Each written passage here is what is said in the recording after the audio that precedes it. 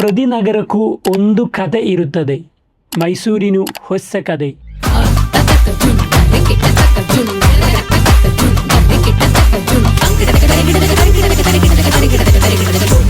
കർണാടകയിൽ 15ഓളം ഔട്ട്ലെറ്റുകളുള്ള ഒരു ബ്രാൻഡാണ് ചായ് ഡേയ്സ്.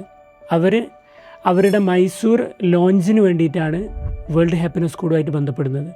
സ്വാഭാവികമായും നമ്മൾ ഒരു പുതിയ നഗരത്തിലേക്ക് ഒരു ബ്രാൻഡ് ലോഞ്ച് ചെയ്യുമ്പോൾ ആ നഗരത്തിൻ്റെ ഒരു കണക്ഷൻ എങ്ങനെ നമ്മളെ ക്യാമ്പയിനിലേക്ക് കൊണ്ടുവരാമെന്നുള്ളത് നമ്മൾ നോക്കാറുണ്ട്.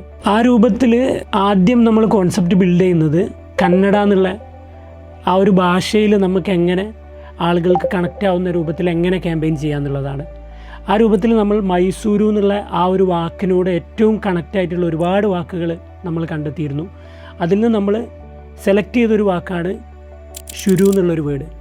ഈ ശുരു എന്ന് പറയുമ്പോൾ ഹിന്ദി, ഉറുദു, അതുപോലെ തന്നെ കന്നഡയിലെല്ലാം തുടക്കം എന്നുള്ളൊരു നല്ല അർത്ഥം വരുന്ന ഒരു വാക്ക് നമ്മൾ പിക്ക് ചെയ്തെടുത്തു. ആ വാക്കിൻ്റെ കൂടെ മൈസൂരു ശുരു എന്നുള്ളൊരു കണക്ഷൻ വരുമ്പോൾ അതിലൊരു റൈമും ഒരു റിതമൊക്കെ വന്നു ചേർന്നു.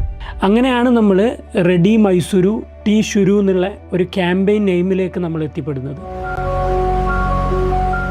ഈ ക്യാമ്പയിൻ ഒരു ലൈഫ് കൊടുക്കുമ്പോൾ സ്വാഭാവികമായും നമ്മൾ ആ നഗരത്തെ പറ്റി കൂടുതൽ ആലോചിക്കും. മൈസൂരിനെ കുറിച്ചുള്ള ഓർമ്മകൾ എന്ന് പറയുമ്പോൾ നമ്മളെ മൈൻഡിലേക്ക് വരുന്നത് മൈസൂർ കൊട്ടാരം, അതുപോലെ തന്നെ ദസറ, അതുപോലെ മൈസൂർ സാൻഡൽ, മൈസൂർ സിൽക്ക്, ഇത്തരത്തിലുള്ള ഒരുപാട് കണക്ഷനുകളും ഒരുപാട് പിക്ചറുകളും നമ്മളെ മൈൻഡിൽ ഓൾറെഡി ഉണ്ട്.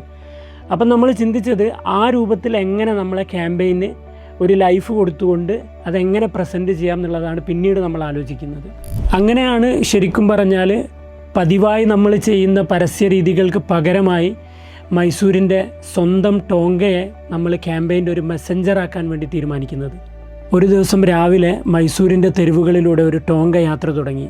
അന്ന് പക്ഷേ അത് ആളുകളെയല്ല, ഒരു ആശയത്തെയായിരുന്നു നഗരത്തിലുടനീളം കൊണ്ടുപോയത്. റെഡി മൈസൂരു ടീ ശുരു. അങ്ങനെ ചായ് ഡേയ്സിനെ മൈസൂരിന് പ്രിയപ്പെട്ടതാക്കി മാറ്റാൻ വേൾഡ് ഹാപ്പിനെസ് കോഡിന് സാധിച്ചു എന്നുള്ളതാണ് നമ്മുടെ ഒരു ഹാപ്പിനെസ്.